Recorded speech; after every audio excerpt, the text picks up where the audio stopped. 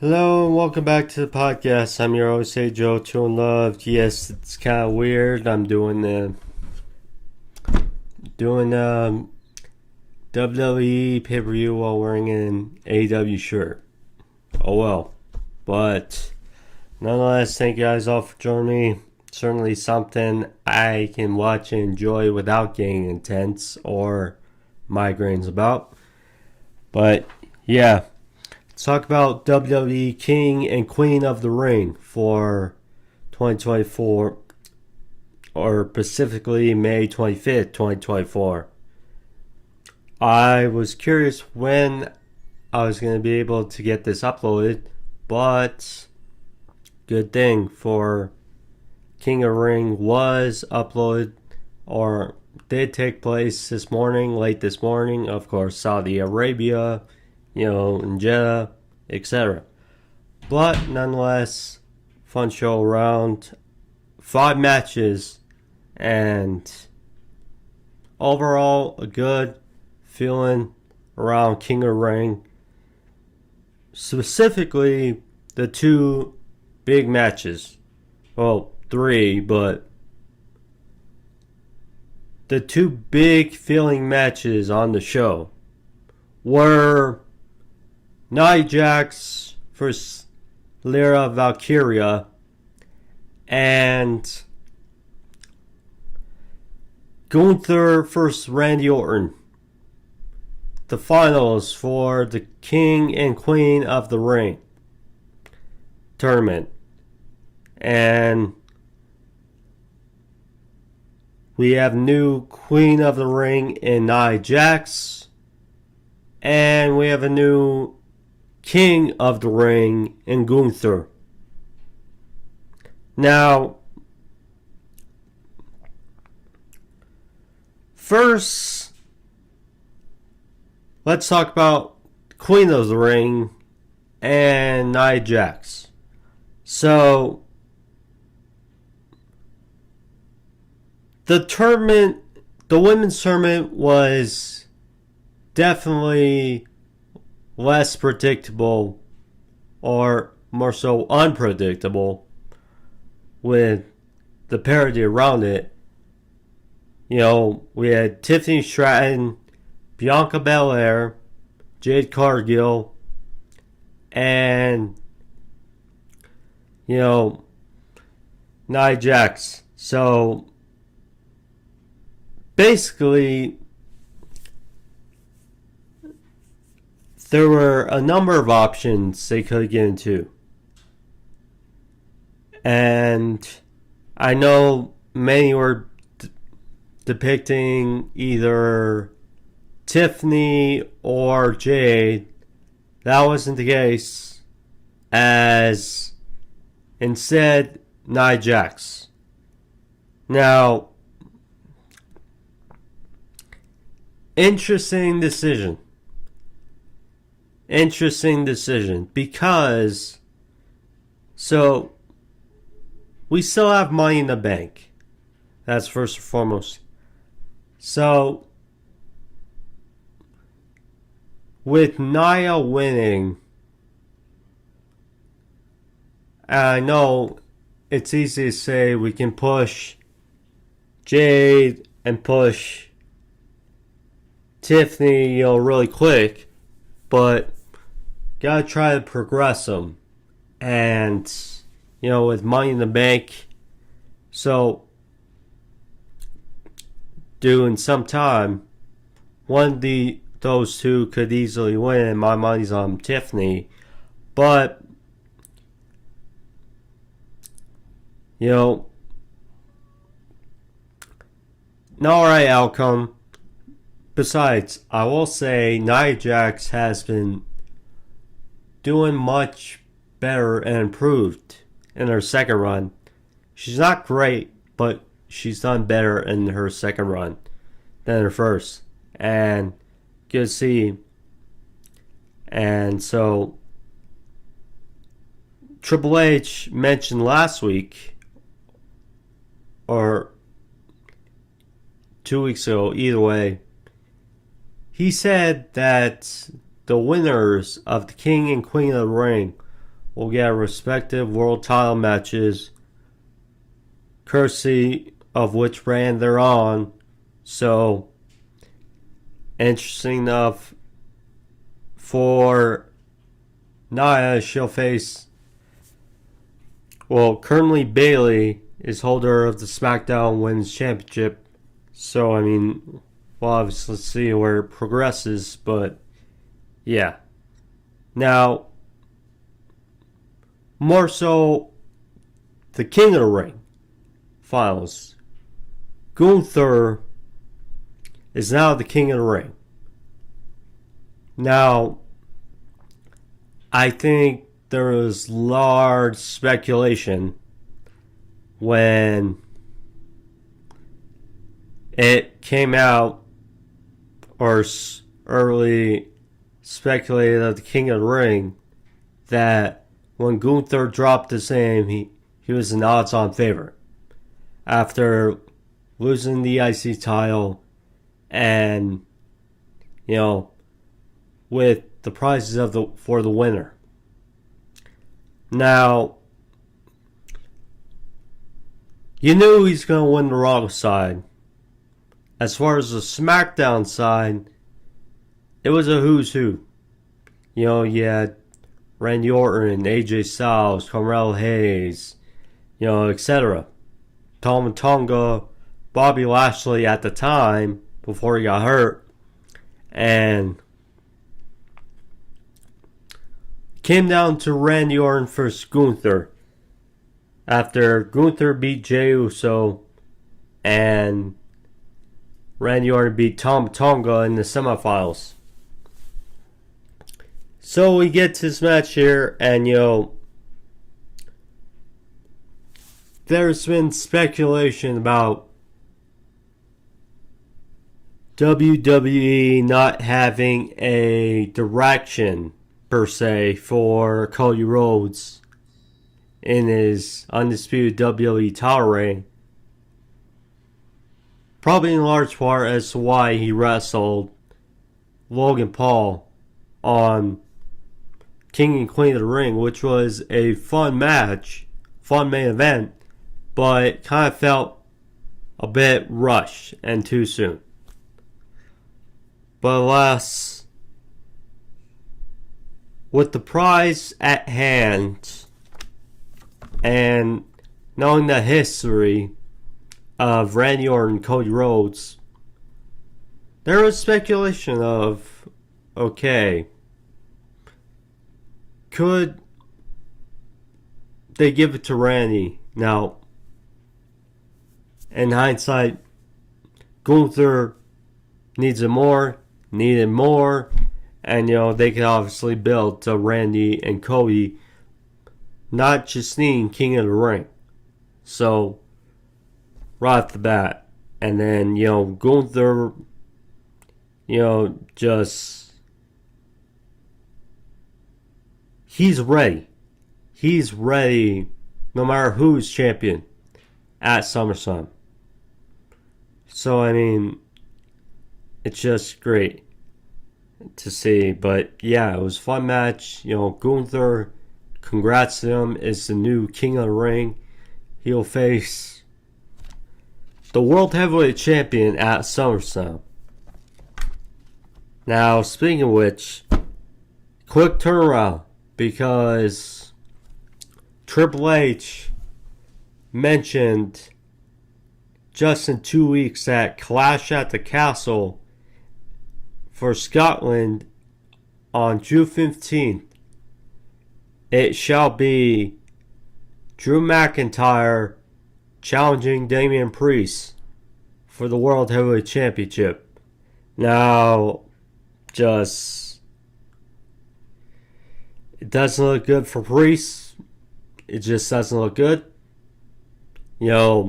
Clash at Castle, Scotland, territory. Redemption have Drew actually have his moments there. So, I mean, and we know Gunther and Drew can very much work as a unit. So it's going to be interesting, but nonetheless, we had some good action on King of Ring, or King and Queen of the Ring, and we'll talk about it. We have a new women's champion as well, and Liv Morgan. We'll talk about that, but nonetheless, before we do so, thank you all for joining me. Again, if you're new to the podcast and you want to see more of these videos, reviews, you can hit that subscribe button there in the corner if you want to, or if you're new or if you haven't already. Helps out. But yeah, thank you guys. And with that intro out of the way, let's get into review, shall we? So, show start off. So, Dominic Mysterio. Funny enough, so Dominic Mysterio, it's interesting. So, Rhea Ripley, of course, the former women's champion, world champion, got injured at the hands of Liv Morgan weeks ago and was forced to vacate her title. And, Becky Lynch won it in a impromptu basically battle royal to win the title. And we're here. Now, it's interesting because we've seen some banter of sorts between our interaction with Liv Morgan and Dominic Mysterio and the Judgment Day, so on and so forth. The last summer weeks, just innuendos. And we know Rhea Ripley, aka, according to Dom, Mommy, and Rhea Ripley, has a relationship, quote unquote, with Dominic Mysterio. So, interesting tie-ins to see how would he affect this match. And questions coming out of this match. But overall, it was a solid women's match. I will say, if you haven't seen a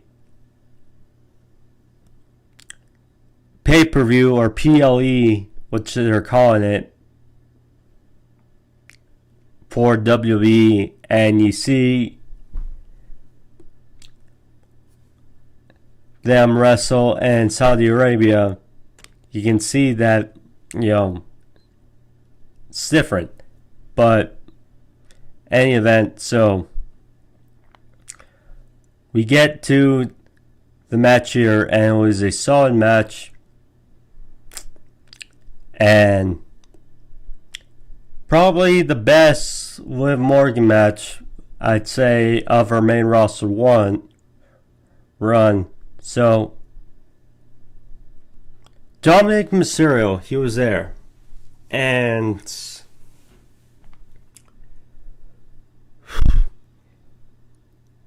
the referee was distracted, tying up with Liv Morgan. And Dominic, he grabbed a chair, threw it in the ring, and he was trying to convince Becky Lynch to use it, but Becky wasn't having it. And then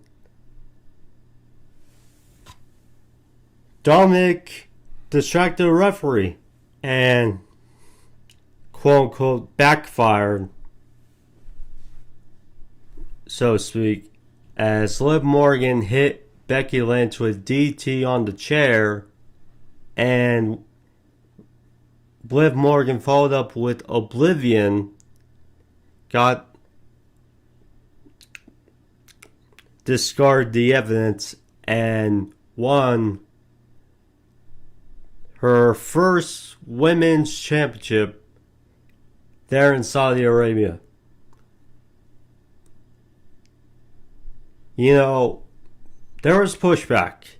There was pushback and over Becky Lynch when she won the Battle Royal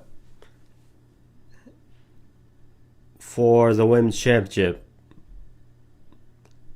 In hindsight, this is obviously the better moment. I think people can say, or for the Liv Morgan fans who are upset, this was the better for moment than her just winning a random of sorts Battle Royal for the title on a random episode of Raw. And instead, we get this moment at King and Queen of the Ring in front of a solid crowd and fully delivered. Now, obviously Dom looked conflicted and he even said beforehand that to Liv that he was going to fly, or that he flew to Saudi Arabia to make sure Liv doesn't get her hands on Mommy's title. So, again with those innuendos, the last number of weeks, it raises in question, at least sort of, like, did he do it on purpose? Did he actually mean to cost Liv the title? Or maybe this is a ploy. We don't know. But Rhea Ripley's one thing for sure not going to be happy about Liv winning the title. Next up, very good triple threat match for the IC title. Chad Gable, Bronson Reed, and Sami Zayn. Now, Chad Gable in this new heel run, again, it's been something. I've been paying attention, obviously, to talk more about SmackDown and pay-per-views than I saw Raw, but I do sort of keep up with it, and I do notice Chad Gable's heel run has been pretty fun. With it undermining the Alpha Academy, Otis, Maxine Dupree, and Tozawa, and, him talking with our conversations with the Creed brothers, definitely with the way it's lined up, it kind of feels like the direction would be for Chad Gable to split from the, well, you could still call it the Alpha Academy, it's just a new Alpha Academy, but going away from Otis, Maxine, Dupree, and Tozawa, and signing with the Creed brothers. It's interesting stuff. And seeing the sympathy a bit for Otis, it's a unique sin in this new heel run. So much so that Charles Barkley, when the heel run happened, made a point of reference that he said he did not like it attacking Sami Zayn in front of his family in Montreal. But yeah, Bronson Reed, love Bronson Reed and enjoy his time on the main roster. It's good, obviously, for him that Triple H is in charge. The sad thing is he was definitely the third wheel of this match and definitely we knew he was going to take the pinfall again. And Sami Zayn, therefore. But yeah, this was a good triple threat match. So, Chad came out, and this is the other thing that's the little things that are hilarious. So, when Kurt Angle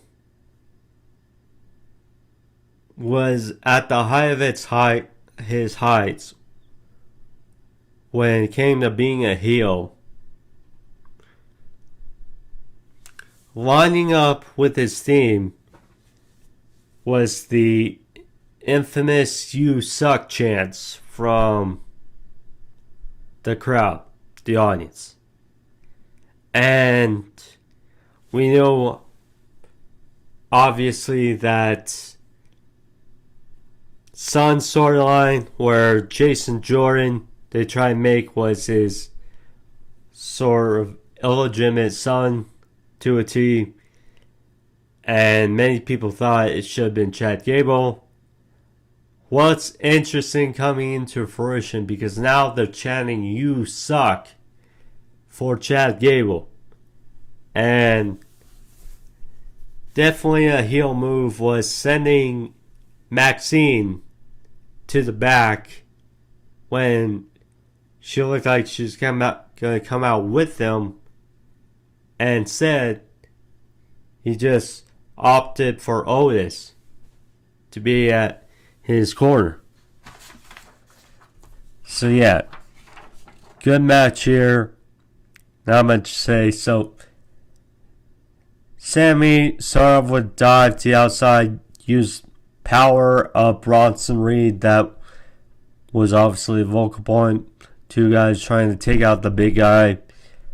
Reed at one point hit a choke slam combination on to Gable or he choke slam Sami on to Gable. Nice spot. Chad got in the offense, hit a flying drop kick off the top rope as Chad and Reed were on the outside. Sami hit a tope over the top. Then, after, as Reed might have gone for a superplex of sorts, but instead Sami countered and hit a sunset flip powerbomb off the middle rope for a near fall on the big Reed. And then, similarly, they go to a Tower of Doom spot where Gable is going for a superplex on Sami Zayn, and Reed powerbombed them all to the mat. Bronson Reed then hit a big discredit to the athleticism of the big 330-pound fella, as he went for a moonsault off the top rope, but missed.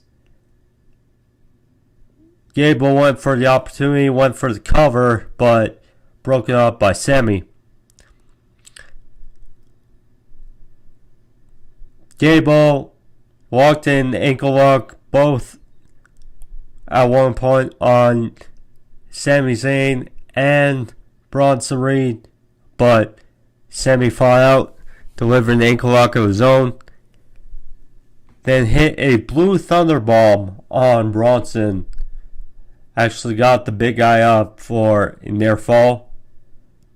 So, finished the match. So, again, the undermining of the Alpha Academy and their leader. So, Chad Gable, he had Sami on the outside, and Otis was conflicted throughout the match. So, Otis being conflicted, Gable shoved him, slapped him in the face, and again, the sympathy factor. So,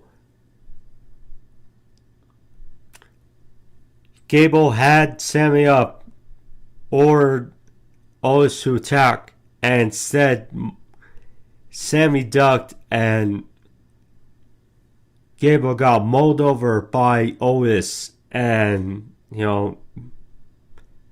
big blow, the opportunity that Sami needed, and then Sami back in the ring, followed up, wasted no time, hit a haluva kick in the corner to Bronson Reed.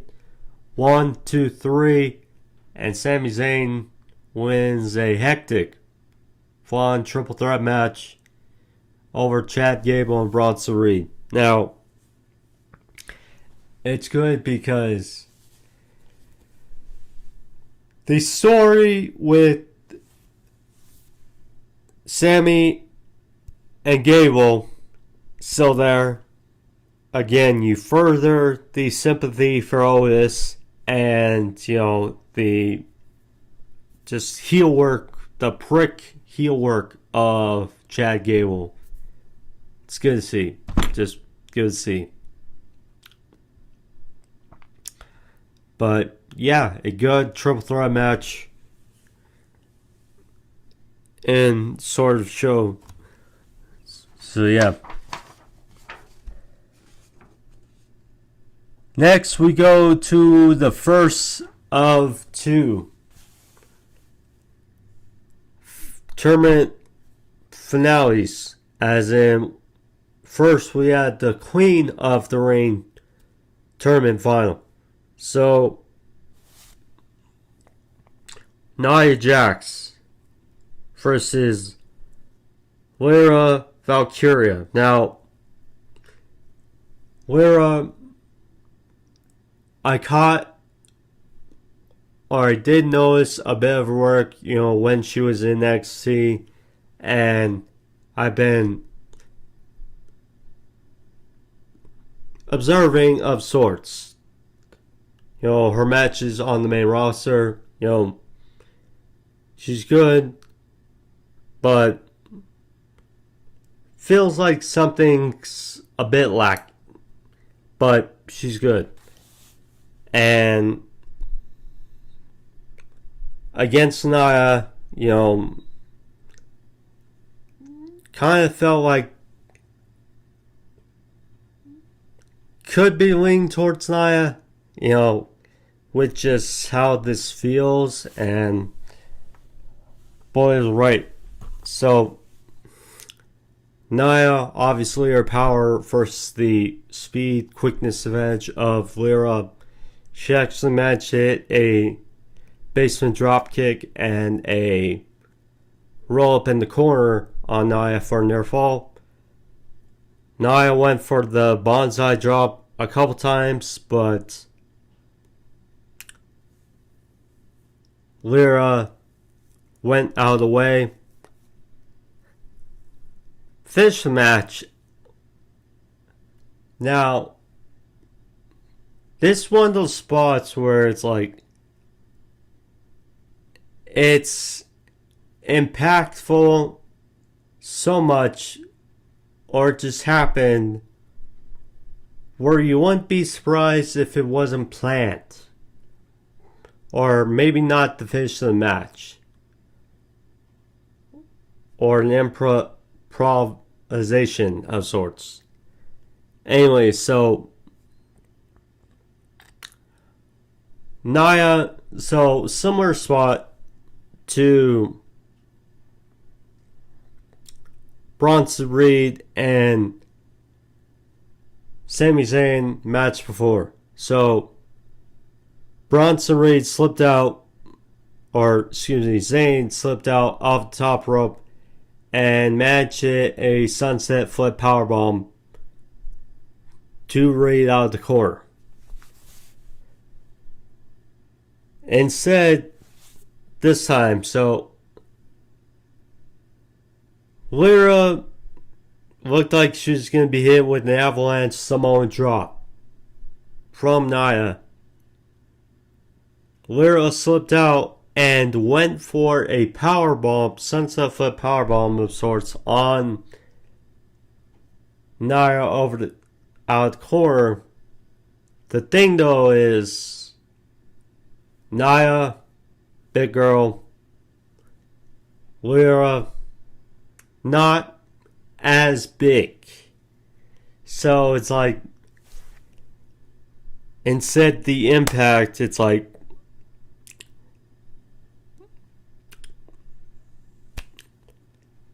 Nia just came down hard, bonsai drop onto Lyra, crushing her, and then 1, 2, 3,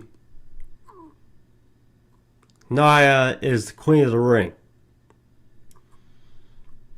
So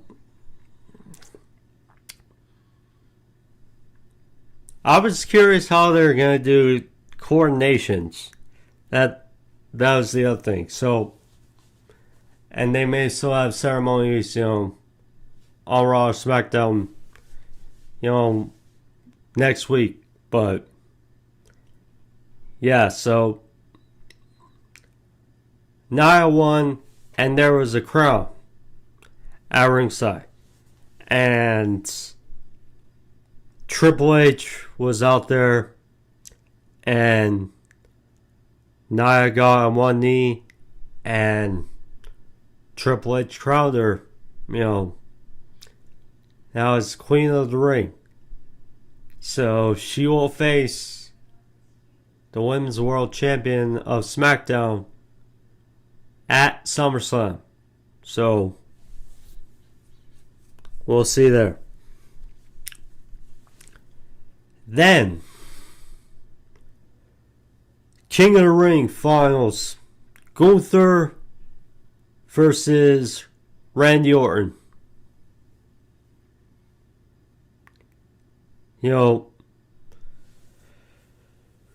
Gunther, again, had an interesting road to get here. We thought for a second might be, we could see Ilya Dragunov versus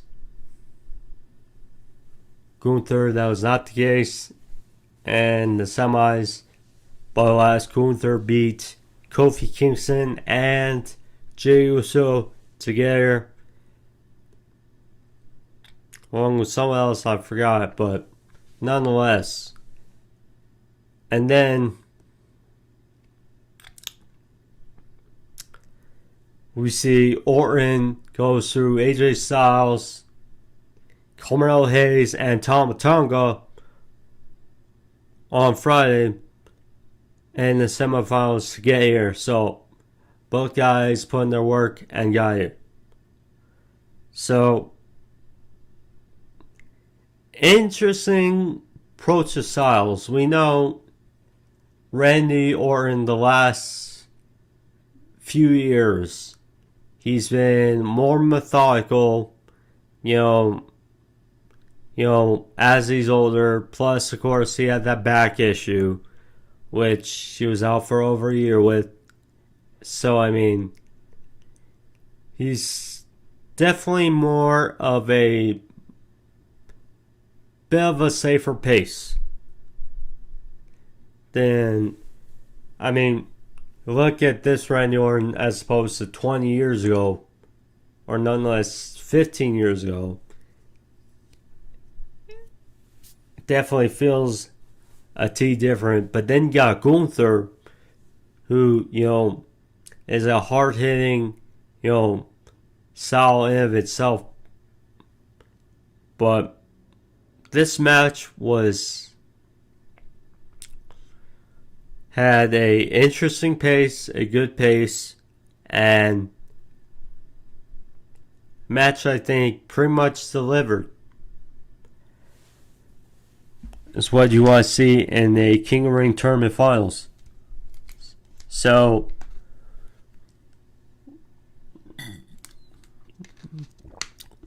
for a while, because Raw vs. SmackDown, it was a filling out process. The first time I think these guys have had a one-on-one match. So, good stuff here. But, so it was a filling out process. We saw chops from Gunther, saw strikes by Randy. We saw Randy's chest, had definitely marks on it after. So that was no debate. But match here was good. So Gunther was working on the elbow and shoulder of Randy early on. But Randy would start to pick up offense, pick up speed with an offense, a flurry, and then but was stifled by Gunther, following up with a lariat of his own for a near fall, and then a boot. But Randy then would jolt up, get back his energy, and then get his offense in, power slam, hangman DT, typical Randy Orton, or vintage Randy Orton, as Michael once upon a time would say. So Randy went for an RKO, but countered by Gunther, and then had a flurry of some offense, hit a power slam, followed with a big splash off the top, but only for a near fall. Then Gunther went to the well probably one too many times, as he went for another top rope slash, but missed it. Randy would hit an RKO, but due to his back and due to the damage he suffered throughout the match, he couldn't quite get the quick cover on Gunther. And then Gunther had the wherewithal to roll to the outside of the ring. They fought a little bit to the outside of the ring. Gunther went for a powerbomb, but instead Randy dumped him on the table.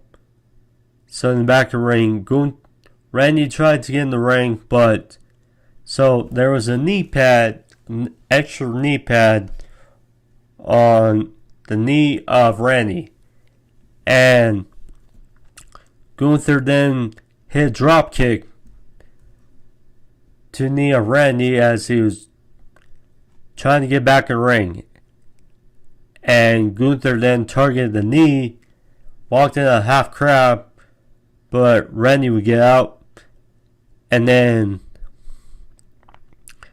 some more offense. Randy then would hit another RKO, this time for a quicker cover, but Gunther kicked out, and then almost right after he kicks out, Randy was in pain, but surprise as Gunther rolled up Randy with a quick crucifix cover. 1, 2, 3. Although Randy Orton's shoulder was up, but last they counted to 3, and Gunther is the king of the ring. So Triple H was out there,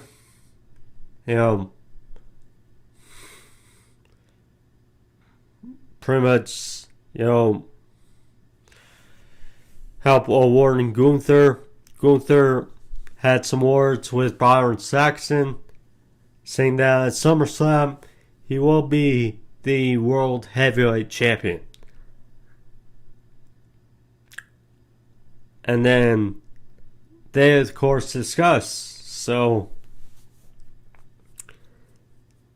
at Clash of the Castle in 2 weeks, June 15th, Drew McIntyre cleared and will face Damian Priest for the World Heavyweight Championship. So, interesting there. Now, At first, I was surprised how quick or how close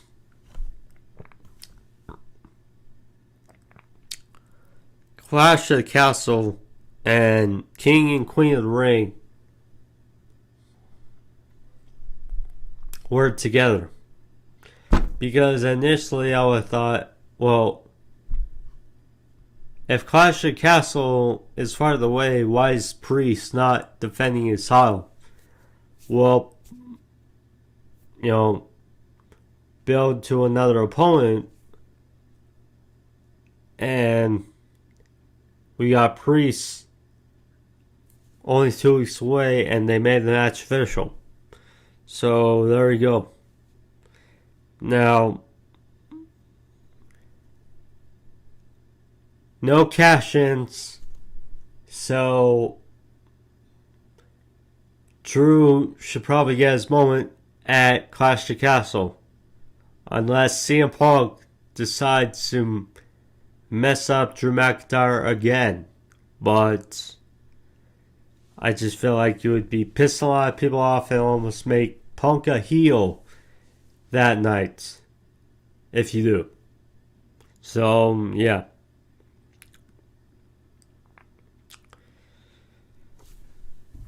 But Gunther got the crown, and there you go. Main events. Logan Paul, the United States champion, taking on Cody Rhodes for the Undisputed WWE Championship. Now, again, like I said, I think many felt this match felt rushed with a build. It's like, I get you want to build towards Cody versus Randy. There's a story, and that just deserves a better platform than King and Queen of the Ring in May, or at the end of May. So potentially SummerSlam, because there's a little bit of story with The Rock. So that's a big match for SummerSlam, Cody and Randy. And then potentially, I don't know, where you want to do Cody versus The Rock. But yeah, this match kind of felt with the build, and you could have done Cody versus AJ Part 2, definitely, or Kevin Owens or someone, but either way, as far as the match goes, that was at King Queen of the Ring, match was fun and was great. I swear, every time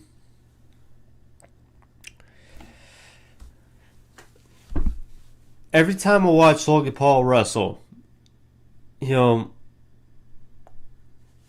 it's hard to not be amazed, but at the same time, you're like, well, you're just good at it. And, say what you want about how he's outside of the ring, squared circle, but I am far much more, I think anyone would say, differing opinions about the Paul brothers, but I will definitely say I'm much bigger fan of Logan than I am of Jake. Either way, Logan, very, very good. And he producing against Cody, not really a surprise. And the match good. So,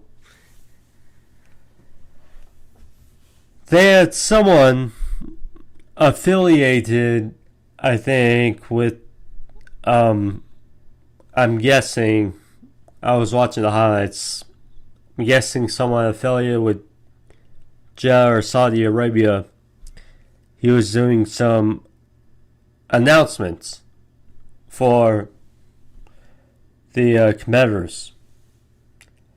And he was at ringside.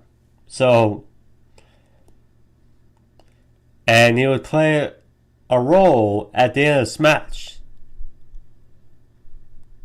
So, we didn't see the Prime logo, Logan Paul's energy drink.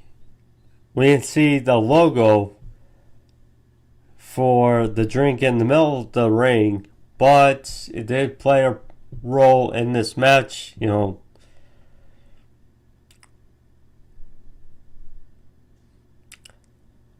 Logan actually used it as a weapon against Cody. And they were fighting on the outside and used brass knucks. And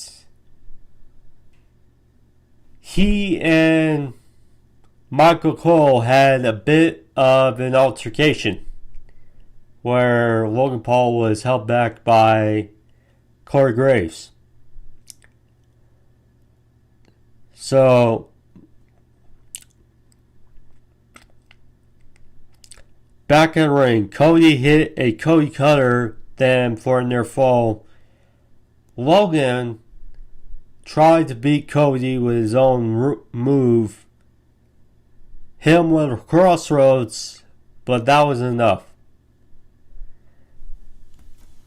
Now, certainly a great spot of Logan. It's... I don't think he does this every match, but there's certainly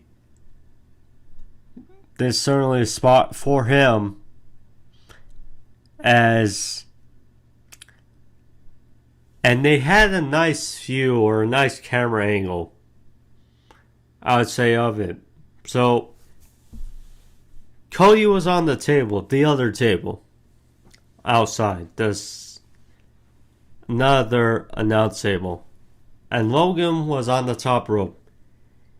He took a drink of Prime and then he frog slashed to Cody through the table outside.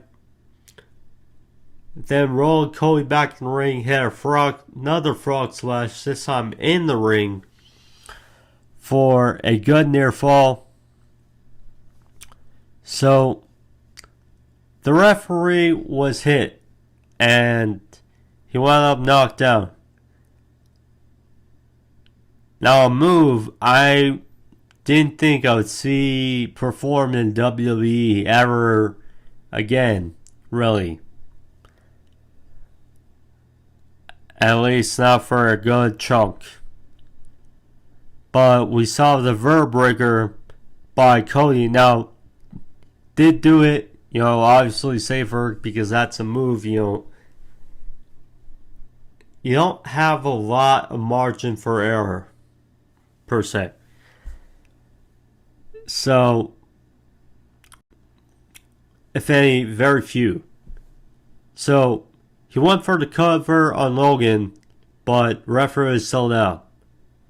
So then, Logan took advantage and then went for the brass knucks. So, he was telling Cody, telling him to get up, referee was down to knock him out. But that announcer guy, that affiliate, he grabbed the foot of Logan and basically was like, no, you can't, not allowed, you can't use these brass knuckles. So distracted Logan, gave Cody enough time to recuperate and hit not one but two crossroads, this time on Logan. 1, 2, 3, and we see Logan Paul falter to Cody Rhodes. But thankfully to that contract, the United States title was not on the line. So, nonetheless, this was just for the Undisputed WWE Championship. But Cody Rhodes retains in Saudi Arabia, defeating Logan Paul. Good stuff. You know, now we have Clash at the Castle in 2 weeks, so obviously that's too little time to fluster together a opponent for Cody. But I figure next, after we'll get the ball rolling, and then even though Randy lost the King of the Ring, I do feel that we're still going to get this match. Cody versus Randy, potentially at SummerSlam. So, there we go. But as far as this card here, was a pretty good card. Only 5 matches, but did its job.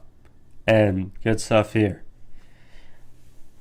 Now, yeah, but anyways, guys, thank you guys all for joining me. Appreciate being able to record this quickly was definitely a bonus.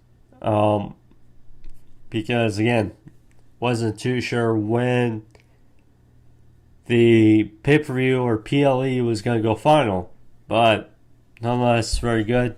So, have this uploaded, Saturday nights, if not Sunday morning. But anyways, guys, thank you guys all. Now, for my AEW fans or wanting to tune in for Double or Nothing, which is tomorrow, luckily then I'll have a review up. Try to get it tomorrow night, if not Monday, but nonetheless, guys, will have a review up as soon as I can. But nonetheless, thank you guys all. Good to have a busy wrestling weekend, so thank you guys all. Subscribe if you haven't. Help out. Thank you guys all. I do appreciate all the support. Like, subscribe if you're new. Leave a thumbs up. Thank you guys all. See you guys soon. I'm Angel Chilling Love. Thank you guys. Peace.